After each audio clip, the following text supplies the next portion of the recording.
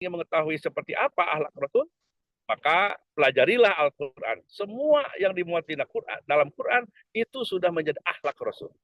Nah, untuk lebih memudahkan buat kita semua, saya ingin menyampaikan salah satu ayat Al-Quran yang menggambarkan akhlak baginda Rasul Shallallahu Alaihi Wasallam yang mesti kita contoh dan mesti kita ikuti, yaitu terdapat salah satunya pada surah Ali Imran ayat ke-159. Surah Ali Imran ayat 159. A'udzu billahi minasyaitonir rajim. Fabima rahmatin minallahi lintalahum walau kunta faddan ghalidul qalbi lang paddu min haulik fa'fu anhum wastaghfir lahum wasawirhum fil am wa idza azamta fatawakkal 'ala Allah innallaha yuhibbul mutawakkilin. Yang artinya kurang lebih, a'udzubillahi minasyaitonir rajim, laqad bima rahmatin minallahi lintalahum. Maka karena rahmat dari Allah, baginda Rasul memiliki sikap akhlak yang lintalahum. Di sini ada sekitar 5 akhlak Rasul ya. 5 akhlak Rasul yang dimuat dalam surah Ali Imran 159. Pertama, lintalahum. Yang kedua, fa'fu anhum. Yang ketiga, wastaghfirlah. Yang keempat, wasawirhum fil am. Yang kelimanya, idza azamta fatawakkal 'ala Allah innallaha yuhibbul mutawakkilin. Bertawakal. Jadi ada 5 karakter, ada 5 akhlak Rasul yang dimuat dalam surah Ali Imran 159 yang mestinya kita contoh, kita miliki pula. Yang pertama, lintalahum. Baginda Rasul sallallahu alaihi wasallam dengan rahmat dari Allah Subhanahu wa taala, beliau memiliki sikap lemah lembut dalam bertutur, lemah lembut dalam berbicara. Makanya kalau kita perhatikan di dalam keseharian kita, baik di sekolah maupun di luar sekolah, sebetulnya ini menjadi prinsip ya. Kenapa ada perundungan di sekolah? Kenapa ada bullying? Karena tidak memperhatikan sikap yang lintalahum. Ketika kita berbicara lemah lembut, sopan, santun, insya Allah kekerasan di sekolah itu akan terhindar. Sebab hampir semua praktek-praktek bullying, praktek-praktek perundungan itu menggunakan diksi kata-kata yang kasar, kata-kata yang tidak enak didengar. Oleh karena itu, mari kita mulai dari kita sendiri, kemudian kita upayakan terapkan kepada anak didik kita untuk senantiasa berucap, berbicara dengan kalimat atau kata-kata yang sopan, yang santun, yang lemah lembut ya, sehingga tidak mengundang presensi yang macam-macam dari teman bicara kita. Terutama ini di tingkat saya kebetulan ditugaskan di SMK ya. SMK saya kebetulan mendapat amanah sebagai kepala sekolah SMK Negeri 3 Tasikmalaya. Ini sangat terasa sekali. Kalau anak-anak itu berbicaranya sopan, lemah lembut, itu akhlaknya pun akan terlihat baik ya. Tapi anak-anak yang masih berbicara kasar, berbicaranya sembarangan, itu biasanya menggambarkan akhlaknya juga. Oleh karena itu, akhlak yang pertama, karakter yang pertama, yang mesti kita contoh dari baginda Rasul Shallallahu Alaihi Wasallam adalah layyinun. Babima rohmatim minallahi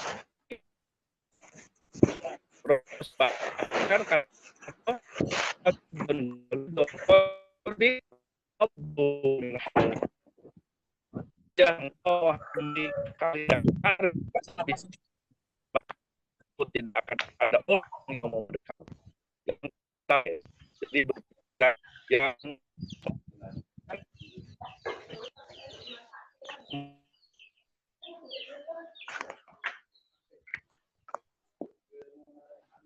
kalau sebelum ada HP dulu ya, kita mulut yang kita jaga.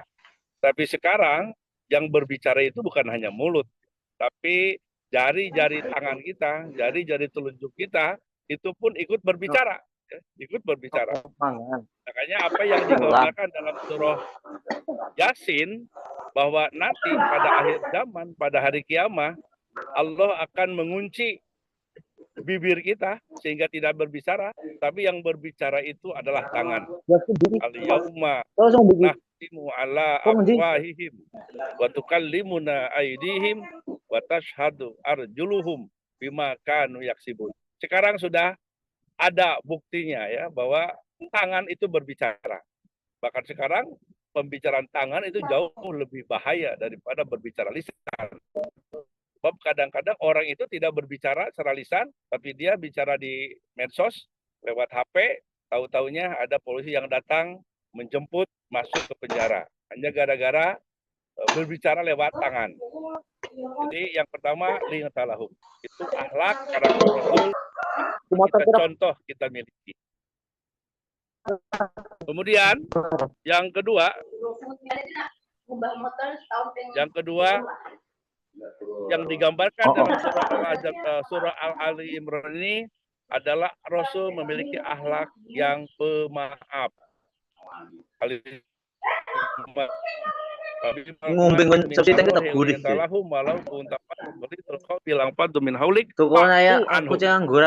Kalimatnya memang perintah ya, amar, Pakpu, Muhammad, Pakpu, engkau harus memaafkan anhum mereka. Jadi kalimatnya kalimat amar, perintah. Lalu bagaimana hubungan dengan kita? Nah, di sini berlaku kaidah usul yang mengatakan farodo ala nabi, farodo ala ummatihi. Apa yang dipardukan kepada Nabi, maka itu pun dipardukan kepada umatnya. Oleh karena itu, ketika Allah mengatakan Pak anhum, Rasul itu sudah pasti beliau sebagai pemaaf. Nah, ini artinya Allah mewajibkan kepada kita untuk mencontoh akhlak Rasul sebagai manusia yang pemaaf kepada siapapun. Dalam hal ini, Abi Dzar Al-Ghifar pernah meriwayatkan sebuah hadis yang riwayat terakhirnya disampaikan oleh Imam Tirmidzi. Kata Abi Dzar, kata Abi Dzar, qala Rasulullah sallallahu alaihi wasallam, ittaqillaha haitsu ma kunta wa ati sayyatal hasanata muha wa khaliqin nas bi khuluqin hasanin. Ittaqillaha haitsu ma kunta. Wahai Abi Dzar, kata Rasul, hendaklah kamu bertakwa dimanapun kamu berada. Di kantor, di rumah, di pasar, dimanapun. Hendaklah kamu bertakwa kepada Allah. Haitsu ma kunta. Dan apabila kamu melakukan suatu kesalahan, maka segeralah berbuat kebaikan, dan kebaikan itu akan menghapus dosa kesalahan kita. Dan wasiat yang ketiganya, wa kholiqin nas bihulukin hasanin. Nah, ini yang bisa kita hubungkan dengan fa'fu anhum. Hendaklah kamu bergaul dengan sesama manusia dengan pergaulan yang baik. Tentunya manusia di sini kan dalam berbagai level manusia, dalam berbagai perbedaan manusia, termasuk terhadap orang-orang yang menyakiti kita, terhadap orang-orang yang membenci kita, menyakiti kita, tetap kita harus menjadi orang yang pemaaf. Karena Sayyidina Ali karramallahu wajhah pernah menyatakan ada 3 kunci sukses, kata Sayyidina Ali. Yang pertama, silman kotoaka, 2 waktu mandolamaka, 3 waktu manharomaka. Hubungkanlah orang yang memutuskan hubungan kepada kamu. Maafkanlah orang yang dolim kepada dirimu. Dan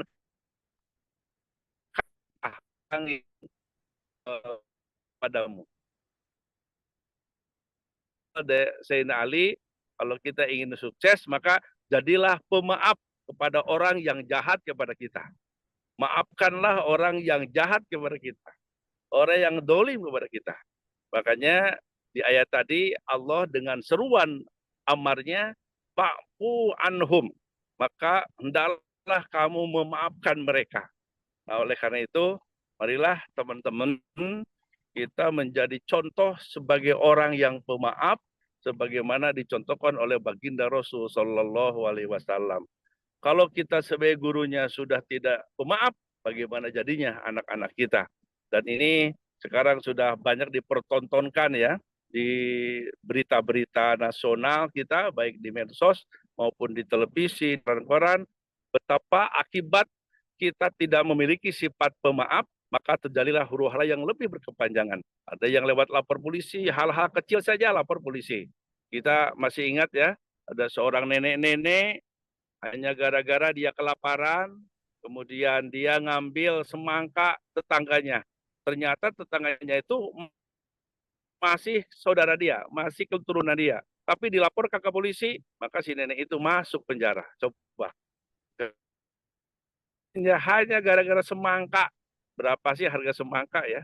Ada juga anak-anak yang gara-gara ngambil sena jepit ya di masjid, itu juga masuk penjara. Itu luar biasa. Kenapa? Ini kata kuncinya karena orang itu tidak punya hati sebagai pemaaf.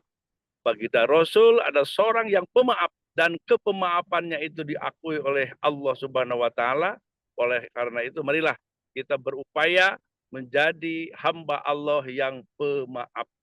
Sehingga siapapun yang melakukan kejahatan kepada kita selalu maafkan, maafkan dan maafkan. Kemudian akhlak Rasul yang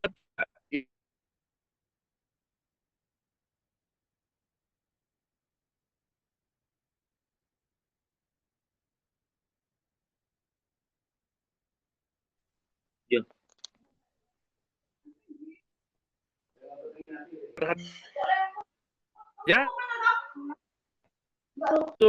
langsung yang jahat itu setelah dia maafkan juga semoga Allah Subhanahu wa taala memaafkan dia dan orang yang jahat kepada dirinya itu. Luar biasa. Ini kalau kita sebagai guru ya bisa meneladani Rasul yang ini, kemudian kemampuan kita meneladani ini juga diturunkan kepada anak didik kita, insya Allah negara kita akan aman ya. Karena semuanya memiliki rasa pemaaf dan semuanya juga memohonkan ampunan kepada Allah Subhanahu wa taala bagi dirinya dan bagi orang-orang yang Halo, mohon maaf, ini masih terhubung nggak? Masih Pak, masih Pak. Masih Pak. Ini gambarnya hilang nih ya. Berang kilo sinyal mungkin Pak. Baik. Saya lanjutkan ya. Jadi pertama tadi akhlak Rasul itu lemah lembut dalam berbicara, kemudian yang kedua pemaaf, dan yang ketiga Rasul itu suka memohonkan ampunan kepada Allah Subhanahu wa taala. Kemudian yang keempat wasyawirhum fil amr. Baginda Rasul senang bermusyawarah. Ini banyak sekali di sejarah ya, bagaimana Rasul itu bermusyawarah dengan para sahabat. Bahkan beberapa kali Rasul menemukan permasalahan ibadah ataupun muamalah dan ayat atau wahyu tentang itu belum turun, maka baginda Rasul sering memanggil para sahabat untuk bermusyawarah. Kira-kira ini bagaimana pendapat kalian? Sebab masalahnya sudah ditemukan, tapi wahyu belum turun. Nah, menurut riwayat, salah seorang sahabat baginda Rasul yang paling sering tepat pendapatnya sesuai dengan wahyu yang datang belakangan, itu adalah Abu Bakar As-Siddiq. Jadi Abu Bakar itu salah seorang sahabat Rasul yang ketika bermusyawarah, pendapatnya itu hampir selalu sesuai dengan wahyu yang turun belakangan. Oleh karena itu, baginda Rasul saja ketika Rasul bermusyawarah, maka apalagi kita semua ya, yang serba terbatas, serba tidak sempurna, maka ketika kita menghadapi masalah-masalah yang urgen, maka hendaklah kita jangan bermain sendiri, kita jangan individual, tapi ajaklah teman-teman kita yang paham tentang hal itu untuk bermusyawarah, sehingga diharapkan hasilnya itu jauh lebih baik. Karena dalam hal ini Rasul Shallallahu Alaihi Wasallam pernah bersabda, ma khoba manis tahoro was tasaro. Ma khoba manistakhoro wastasyaro. Dijamin tidak akan merugi orang yang berisyhoro dan orang yang mau bermusyawarah. Nah, apalagi kita di organisasi ya. Ini Palembang dulu sebetulnya sudah terbentuk ya, tetapi kegiatannya masih terhitung jarang. Maka sekarang nih kembali lagi dipelopori dengan DPD Kota Palembang. Silahkan teman-teman bermusyawarah, ajak semua guru-guru agama ya dari semua jenjang, dari mulai TK, SD, SMP, SMA, SMK, SLB, silakan untuk membentuk kepengurusan tingkat provinsi Sumatera Selatan, sehingga nanti dengan bermusyawarah begitu kita akan memiliki organisasi yang kuat. Lalu ada pertanyaan bagaimana, kita kan DPD-nya belum terbentuk misalkan. Nggak apa-apa, kalau DPD-nya belum terbentuk, maka kita bisa mengundang FGTK, ya, Forum Komunikasi Guru TK, kemudian KKGSD, PAI SMP, SMA, SMK, duduk bersama. Silakan dimusyawarahkan bentuk kepengurusan. Insya Allah nanti kami dari DPP akan mengukuhkan ya ke daerah, dan lagi-lagi nanti kita bermusyawarah bagaimana menguatkan organisasi, terutama untuk guru agama kita menghadapi dilema yang banyak ya. Kalau guru-guru yang lain selain PAI itu mereka hidup sendiri dan diurus ya oleh pemerintah langsung. Tidak ada yang ngurus diri sendiri. Tapi hanya guru PAI yang tadi saya dengar dari Pak Ibrahim, untuk ikut pretest saja perjuangan Pak Ibrahim luar biasa tuh. Dan setelah pretestnya lulus, malah belum ada panggilan untuk apa? Panggilan untuk PPG-nya kan. Ini luar biasa. Dan akhirnya kita berjuang mandiri juga ya. Bagaimana kita bermitra dengan government, baik itu dari mulai Pak Camat di kecamatan untuk DPC ya, kemudian Bupati Wali Kota untuk DPD, para gubernur untuk DPW, dan kami dari DPP dengan para menteri itu luar biasa. Dan ini mari kita nikmati ya, kita bermusyawarah selalu untuk mencapai sesuatu yang lebih baik. Sebagaimana tadi janji baginda Rasul Shallallahu Alaihi Wasallam, ma khoba manis dijamin tidak akan merugi orang yang menentukan pilihan melalui bermusyawarah dan lewat isyhoroh. Kemudian yang terakhir, akhlak Rasul yang kelima yang dimuat dalam Ali Imran 159 adalah bertawakal. Setelah kita berjuang semaksimal mungkin, maka yang menentukan hasil adalah Allah Subhanahu wa taala. Sebagaimana bunyi kalimat thayyibah yang pertama, la ilaha illallah, la maujuda illallah. La maujuda illallah. Tidak ada yang maujud, tidak ada yang ada kecuali yang Maha.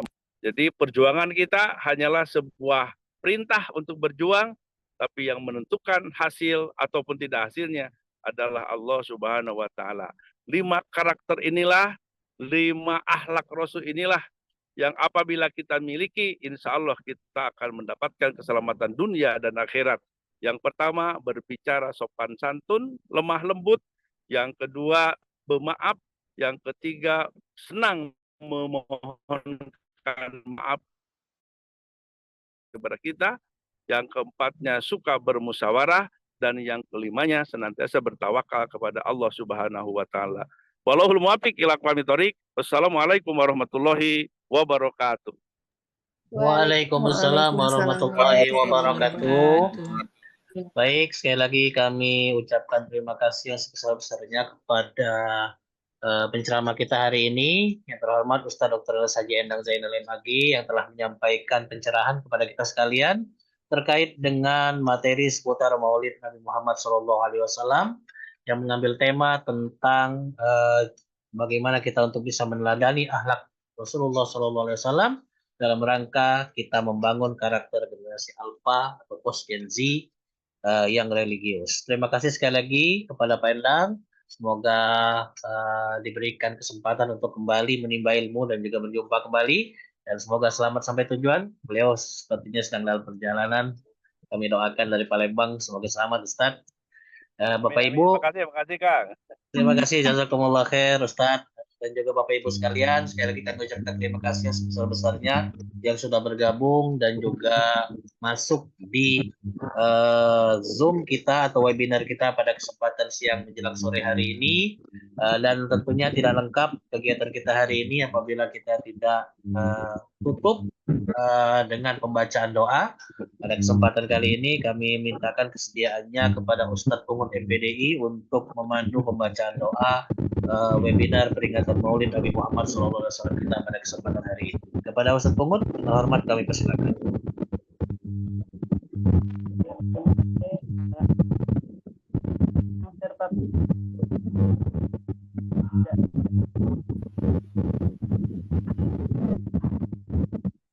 Suaranya masih belum terdengar, Ustadz. Halo? Ya, silakan Ustadz.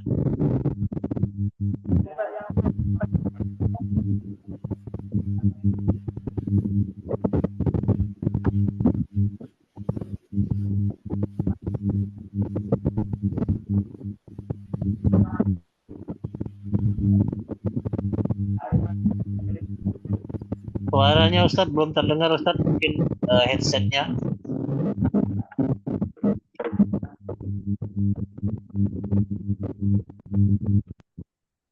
Kedengaran? Ya Ustadz, silakan. Baiklah Bapak Ibu, untuk mengakhiri kegiatan webinar kita dan mengharapkan keridhaan dari Allah SWT, marilah kita bersama-sama berdoa. Sama-sama kita awali dengan baca istighfar. Nastaghfirullahaladzim, nastaghfirullahaladzim, nastaghfirullahaladzim. Alladzi la ilaha illa huwal hayyul qayyum wa natubu ilaih. A'udzu billahi samii'il 'aliim minasyaitonir rajim. Bismillahirrahmanirrahim. Alhamdulillahi rabbil alamin. Allahumma shalli wa sallim wa barik ala Muhammadin sallallahu alaihi wasallam wa ala alihi wa ashabihi ajmain. Ya Allah, ya Tuhan kami, dengan segala kebesaran-Mu kami memulai majelis kami. Kami bersyukur kepadamu atas ridha rahmat-Mu, ya Allah. Acara kami berjalan dengan lancar dan penuh keberkahan. Ya Allah, jadikanlah hati kami selalu dipenuhi dengan rasa cinta kepada Nabi Muhammad SAW yang telah membawa kami dari kegelapan menuju jalan kebenaran. Ya Allah, bukakanlah pintu-pintu ilmu dan hidayah-Mu kepada kami. Semoga dengan peringatan Maulid Nabi ini, kami semakin memahami dan mengamalkan ajaran-ajaran beliau dalam kehidupan sehari-hari kami. Jadikanlah kami hamba yang senantiasa mengikuti jejak langkah Rasulullah SAW dalam kebaikan, kesabaran, dan keikhlasan. Ya Allah, ya Tuhan kami yang Maha Pemersatu, jadikanlah peringatan Maulid Nabi SAW ini sebagai momentum merekatkan rasa persatuan dan kesatuan di antara kami para guru agama, di antara bangsa kami. Jauhkanlah bangsa kami dari buruk sangka, dari percekcokan, dari perselisihan dan perpecahan. Rabbana hablana min azwajina wa dzurriyyatina qurrata a'yun waj'alna lil muttaqina imama. Allahumma ighfir lana dzunubana wa li walidina warhamna shighara wa li jami'il muslimina wal muslimat wal mu'minina wal mu'minat al ahya'i minhum wal amwat innaka sami'un qaribun mujibud da'wat wa ya qadiyal hajat. Allahumma la tada' lana dzamban illa ghafarta wala haman illa farjata wala dainan illa qadaita wala maridan illa syafaita wala hajatan min hawaijid dunya wal akhirah illa qadaita. Rabbana amanna bima anzalta wa tabana rasul faktubna ma'asy syahidin. Rabbana atina fid dunya hasanah wa fil akhirati hasanah wa qina adzaban nar. Wa sallallahu ala sayyidina Muhammadin nabiyil ummi wa ala alihi wa sahbihi wa barik wa sallim. Subhana rabbika rabbil izzati amma yasifun wa salamun alal mursalin walhamdulillahi rabbil alamin. Taqabbalallahu minna wa minkum. Inna wa minkum taqabbal ya karim. Assalamualaikum warahmatullahi wabarakatuh. Waalaikumsalam warahmatullahi wabarakatuh. Syukran katsiran. Terima kasih kepada Ustadz Pungut DPDI yang telah memandu pembacaan doa pada kesempatan siang menjelang sore hari ini. Dan dengan berakhirnya doa penutup tadi, maka berakhirlah pula rangkaian kegiatan webinar spesial peringatan Maulid Nabi Muhammad SAW tahun 1446 Hijriah yang diselenggarakan oleh DPD AKPAI Kota Palembang. Sekali lagi kami mengucapkan terima kasih kepada Bapak Ibu sekalian yang telah ikut menyemarakkan kegiatan webinar kita pada kesempatan hari ini. Dan bagi Bapak Ibu sekalian, kami ingatkan juga untuk tidak lupa mengisi link presensi yang dari pertengahan acara tadi sudah dibagikan di room chat untuk keperluan data sertifikat kita. Sebagai informasi Bapak Ibu sekalian, bahwasanya DPD Akpai Kota Palembang telah memiliki komunitas belajar di PMM. Jadi sertifikat yang kita keluarkan, insya Allah itu bisa berguna untuk pengisian RHK dan juga membantu daripada Bapak Ibu sekalian. Saya rasa itu saja Bapak Ibu sekalian. Sekali lagi terima kasih sebesar-besarnya kami ucapkan kepada Allah. Saya selaku pembawa acara mohon ampun bila ada kehilapan dalam memandu kegiatan kita hari ini, dan kami mohon maaf atas segala kekurangan. Adanallahu wa iyyakum ajma'in wa lakum minkum billahi taufiq wal hidayah. Assalamualaikum warahmatullahi wabarakatuh.